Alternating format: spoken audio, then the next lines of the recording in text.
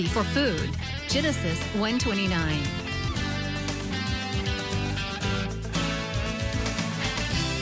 Man did eat angels' food. He sent them meat to the full. Psalm 78:25. Everyday Manna with Lisa.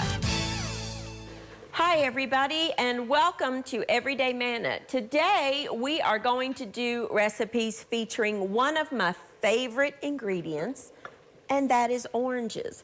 I adore citrus fruit of all kinds, but there are so many different ways that you can use oranges and orange flavored things, and I thought we would just do 3 different recipes featuring oranges. So the first thing we're going to do is a chicken and asparagus stir fry with an orange glaze over it with fettuccine noodles. Now I've got a pot of water that I have brought to a boil, and I'm gonna add my salt.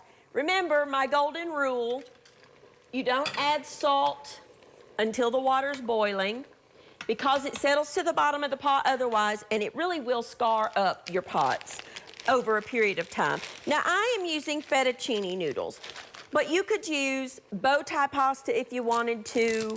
You could use any kind of a noodle that you wanted to use. You could even use spaghetti or macaroni, but I just like the flat strands of the fettuccine, and I break mine. I know some people don't do that, but I do. And you want to cook it for, per the package directions, about 10 minutes for fettuccine noodles, but we'll test it. Whoops. And see. So that's just a 1-pound package of fettuccine noodles. And I've also done this with bow tie pasta, and that looks really pretty and elegant. So we just want to let that go for about 10 minutes, and then we'll test it. Now I have a large non-stick skillet preheating over medium-high heat, and I'm going to add some canola oil, vegetable oil. I keep my canola oil in one of these little squeezy bottles by my stove, and that just makes it so much easier to, add the oil to the pan. Plus you can control the amount a little better. Now I have boneless, skinless chicken breasts here because they were on sale. The original recipe that I wrote calls for tenderloins, but the tenderloins were not on sale, so I just bought the chicken breasts. And that's okay, you can cut them up into bite-sized pieces. Or if you have tenderloins, of course, just cut them up into bite-sized pieces. Use what's on sale. And I'm just cutting this up while that's getting hot. You want to remember, there's an old saying that says, hot wok, cold oil, food won't stick. So I had the pan hot before I added the chicken or the oil in there. And now I'm going to add the chicken to that, a little bit at a time. You don't want to overcrowd it. I really don't want this to be goldeny brown. I just want to cook my chicken through and get it lightly browned.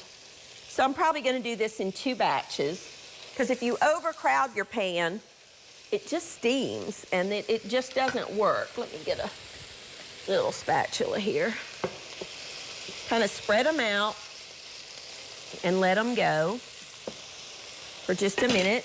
You could use turkey in this too if you have some turkey tenderloins or, a boneless turkey breast. You could cut that up if you wanted to, but chicken is just easier to find. And everybody likes chicken. Everybody in my family anyway likes chicken, and I don't know of too awful many people that don't like chicken. And chicken on its own sometimes can be bland. So we flavor it up with, in this case, an orange glaze that's got some, flavor to it. And it just makes it delicious. And then you're adding in the pasta, and it stretches that even further. So you're using a little less meat with the pasta, and you're stretching your dollars by doing that.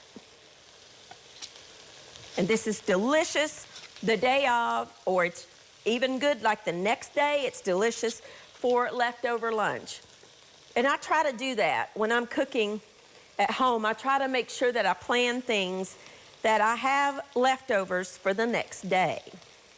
for my boys' lunch boxes or for me or for Mike or, you know, it just is a good way to eat at home more nutritiously. Got to wash my hands, because anytime you handle raw meat, you need to wash your hands with soap and water to make sure you don't cross-contaminate.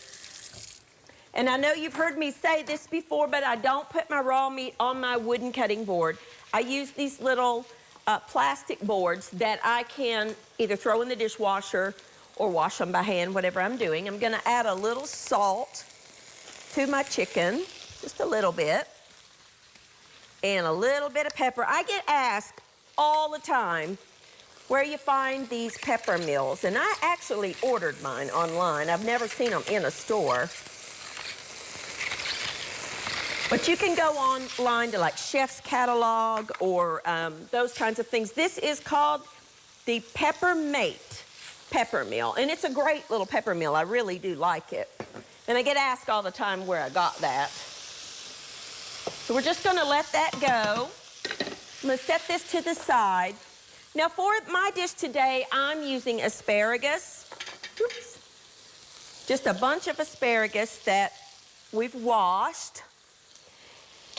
The old saying is to hold it at two ends and snap it, but I find that wastes a lot of it. So I just cut it about an inch off the bottom because the ends of asparagus are kind of woody. If you don't have asparagus, you could use green beans, you could use sugar snap peas, but I find asparagus pretty good throughout the whole year. I like to leave my tips in a little bit bigger pieces because they're a little more tender. Asparagus is a superfood. It's very good for you. If you've never had fresh asparagus, you're missing out on one of the best flavors, I think, personally, that there is. It's just delicious. If all you've ever had is like canned asparagus, no.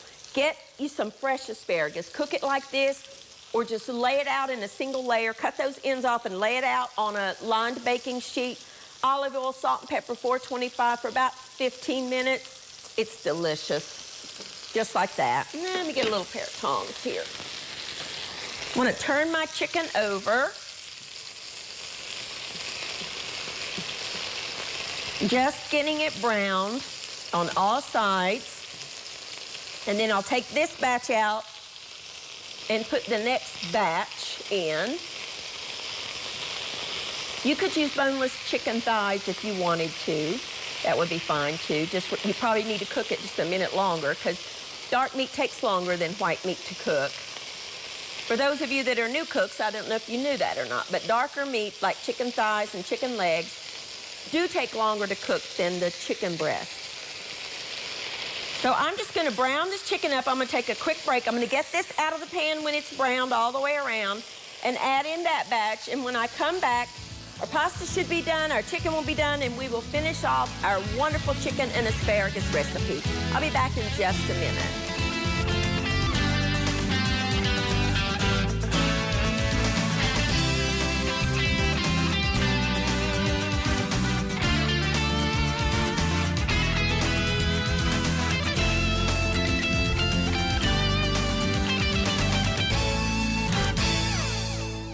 Alrighty, now our chicken is browned and out of the skillet.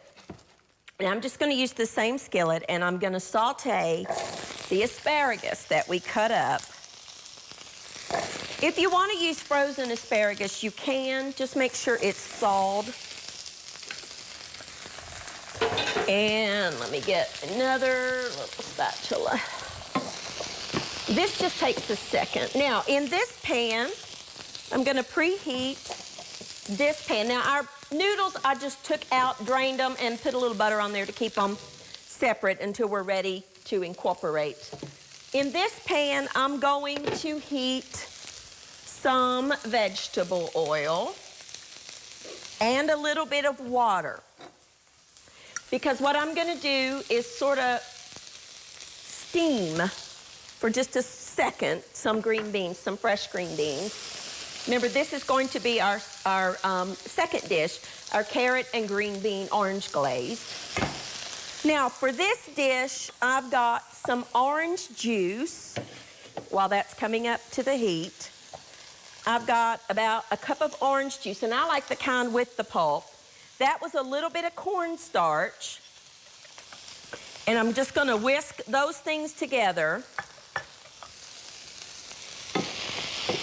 Just gonna stir fry that asparagus for just a minute more. And in this dish, I've got some orange marmalade. Now, orange marmalade is found in the jelly section where you buy your grape jelly or strawberry jelly. I'm sure you're familiar with orange marmalade, but I've got about, I don't know, half a cup or so. I'm actually gonna add it to the asparagus. You could whisk it into your orange juice if you wanted to, but I want it to melt. So I'm gonna add it into my asparagus and just let it warm up and soften a little bit. I don't want my asparagus overcooked. One went overboard. Let's let that go for just a minute. Now, to this pan, I'm gonna add some fresh green beans that I bought at the grocery store. I love these little ready-to-go packages of green beans and sugar snap peas and things like that. These are the little small, thin ones that are called haricots verts. Just thin green beans. They're French green beans, that's what they're called, but they're just thin green beans. I'm gonna cut them in half. They've already been washed, they're ready to go, and I'm gonna add them to the water, and I'm gonna give them about, I don't know, just 2 or 3 minutes until that water evaporates and the green beans are softened just a little bit. So we're just gonna let that go. Gonna add my chicken back into my asparagus mixture. Look at that. Turn that down to low. I'm getting it everywhere, aren't I? Then I'm gonna add my orange juice with that cornstarch. Now, make sure that you pull that off the burner until you get that cornstarch mixed in there. Whisk it all together, and that will make a glaze. And then you can put it back on your heat. The reason you do that is so that the cornstarch doesn't immediately go to the heat source and clump up on you. Now, I want to let that come back up to the simmer, and that cornstarch will kind of thicken that sauce just a little bit. Then I'm going to add in some, these are the dried cranberries. They're like the little craisins or dried cranberries. You could use dried cherries. You could use dried blueberries. You could use any kind of dried fruit that you like. And I like to add them at this point so that I can kind of, they kind of plump just a little bit. I just want to stir that all together. And that's pretty much done. Just letting that come up to a simmer so that that glaze will thicken just a little bit. Doesn't that look yummy? Oh, you could serve this over the pasta like what I'm gonna do, or you could make some rice and you could put it on top of some rice if you wanted to. Just something to kind of soak up that sauce. To my green beans, I'm gonna add some shredded up carrots that I bought ready to go. If you don't have the pre-shredded kind, you can shred your own. This is all about convenience here. I'm gonna add about half of that bag. I don't want too many. Let me get another little spoon here. And I just want to let that water evaporate. At this point, that's what I wanna do. That is done. Look at that, how good that looks. Now, to serve this, you want to get your plate. You could combine the pasta with the chicken and noodles if you wanted to, or you could do what I'm doing, and that's just kind of serve it on the side. I want a non-slotted spoon because I want to get some of that sauce. That's done. And then just take that and put that over top of your noodles. And make sure that you do get down in there and get some of that glaze because that's just part of it.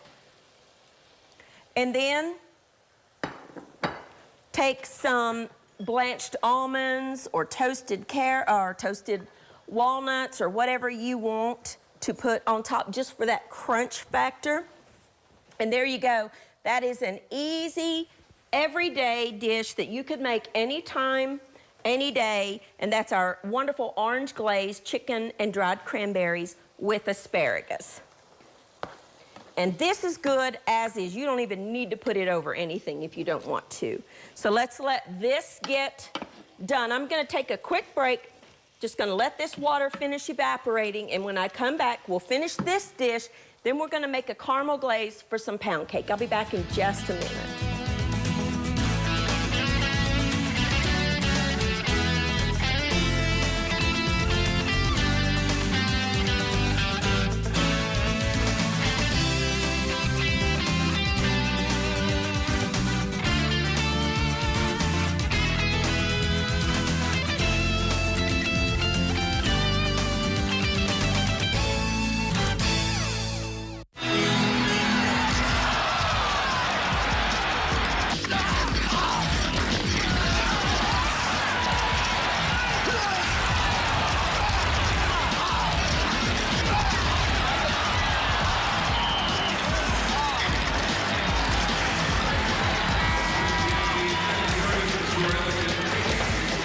Okay, what happened to your passing?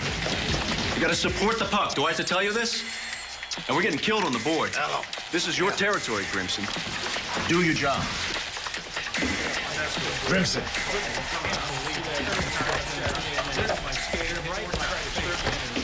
Hello? Oh, hi, honey.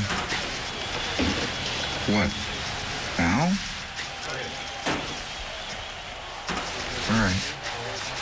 The itsy bitsy spider climbed up the water spout. Down came the rain and washed the spider out. Out came the sun and dried up all the rain. And the itsy bitsy spider climbed up the spout again. I love you, Daddy. I love you too, sweetheart.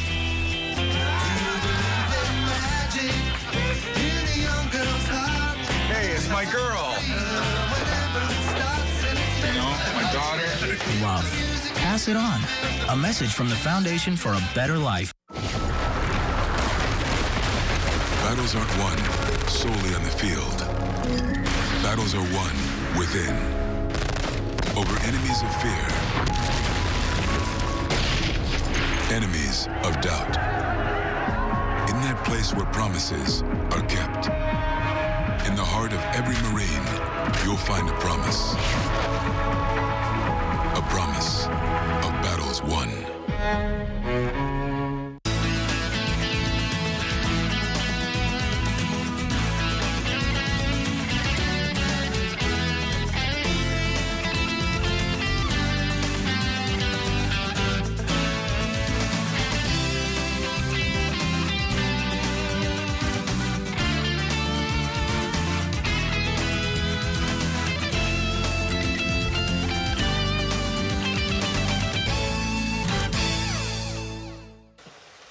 All right, now our water is almost completely evaporated from our green beans and our carrots, and we're gonna make a sauce. Again, some more orange juice, some cornstarch, and some dried ginger. Now you do need the dried ginger, and I need a whisk. Find me a little whisk.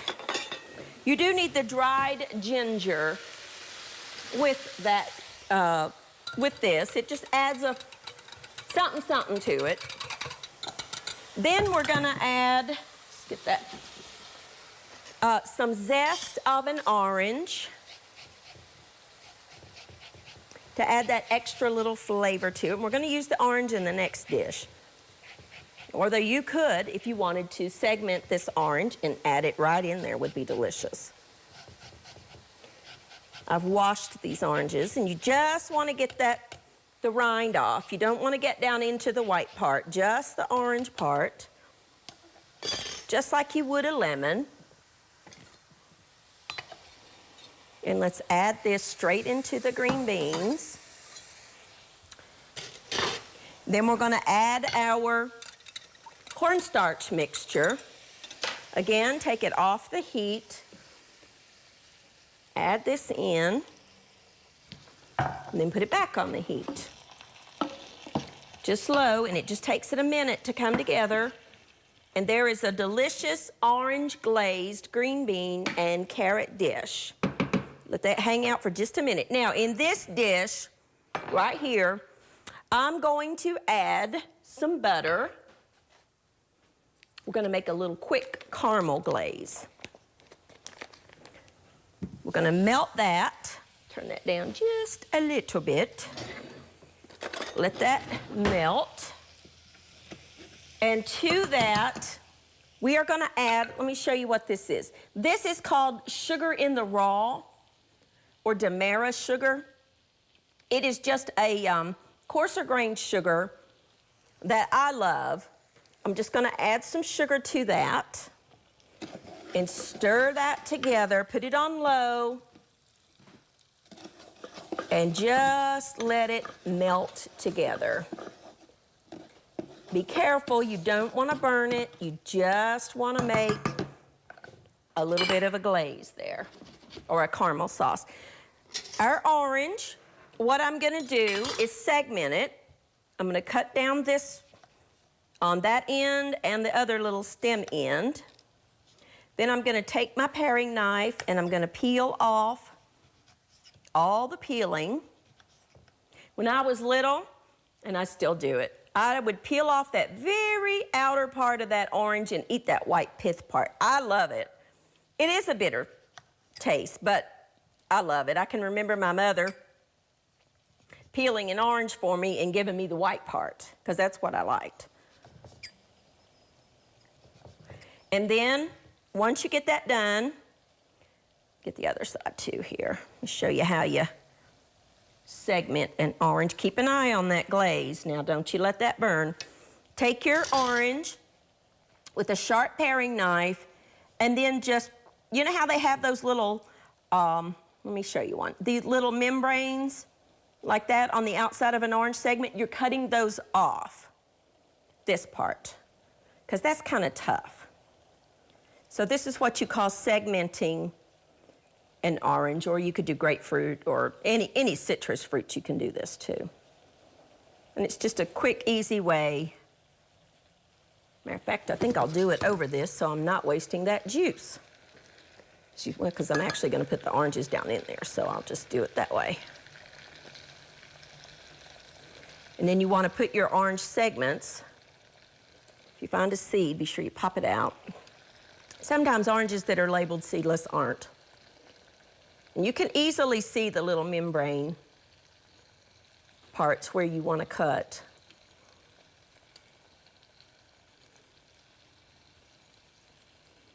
There's a seed, so we get those out. You want, I don't know, a couple or 3 oranges. Well, these are supposed to be seedless, but you know what? They're not. I discovered last year a variety of orange called heirloom oranges. I had never had them before, and I was like, I'll try that, see what that tastes like. I'm telling you what. Then squeeze out any extra juice that you might have. That was the best tasting orange I believe I've ever had in my life. And I checked at the store where I bought them. They're not in season yet. They won't be back in stock until probably around January. So I'll keep an eye out for them and let you know. But we just want to stir that and get that glaze nice and thickened. Then I just bought a pound cake at the store. You can make your own if you wanted to, or you could use angel food cake. And I'm just going to take a slice of my pound cake, or maybe 2, and put that in my little bowl. I love pound cake. It's probably my favorite cake. Your wonderful little bowl here. Let that go for just a minute more. Let's serve up our wonderful little carrots and green beans with that delicious orange glaze on them to go with our orange glazed chicken. We're doing a show today featuring oranges. Citrus, vitamin C, it's so healthy and so good for you. Let that go for just a minute more. We will go ahead and slice up another orange. Show you how to do it again. You need a little small paring knife for this. Cut off the ends and then just follow the curve of the orange.